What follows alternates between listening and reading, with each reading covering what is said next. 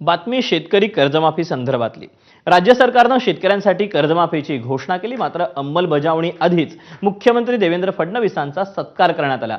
भाजप किसान मोर्चाकडून मुंबईतील यशवंतराव चव्हाण सेंटरमध्ये मुख्यमंत्र्यांचा सत्कार करण्यात आला।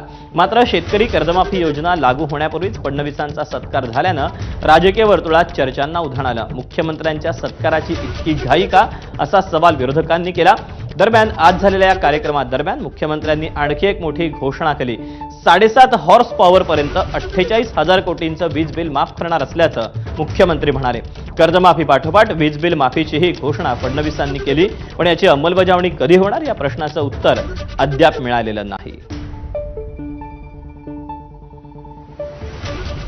7.5 हॉर्स पॉवर पर्यंतचं जे जुनं बिल आहे, 48,000 कोटी रुपयाचं जुनं बिल वसूल करायचं आहे। ते 48,000 कोटी रुपयाचं जुनं बिल आम्ही माफ करणार आहोत। शेतकऱ्याची पाटी ही कोरी झाली पाहिजे आणि त्याला नव्याने त्या पाटीवर इतिहास लिहिता आला पाहिजे, या दृष्टीनं घेतलेला हा निर्णय। आपण जर बघितलं तर कर्जमाफी हा काही अंतिम उपाय नाहीये।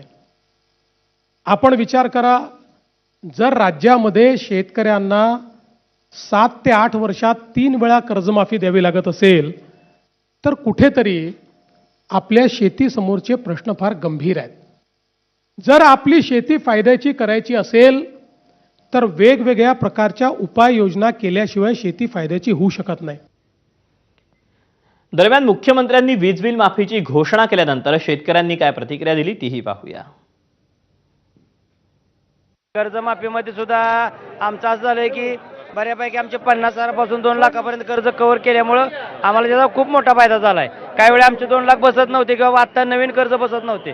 आता घेतलेला निर्णय हा आमच्या सर्व शेतकरी वर्गाचे स्वागतच आहे। देवेंद्र साहेबांनी मुख्यमंत्री साहेबांनी जो आता निर्णय घेतला तो खरोखरच चांगला घेतलेला आहे की शेतकऱ्यांचे काही जुने बिल जे थकलेली आहे 1.5 लाखपर्यंत 1 लाखापर्यंत, तर ते नवीन आणखी वायरमन लोक विचारतात की तुम्हाला ते भरावं लागणार आहेत। तो आज निर्णय घेऊन त्यांनी जो माफीचं त्याच्यातनं जो शेतकऱ्यांना जो दिलासा दिलाय तो खरोखर योग्य आहे आणि अतिशय शेतकऱ्यांचा निर्णय चांगल्या प्रकारे त्यांनी दिलेला आहे।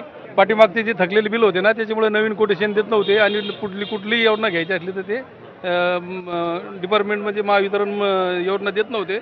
माफ झाल्यामुळे आता पुढचा मार्ग मोकळा झालेला आहे।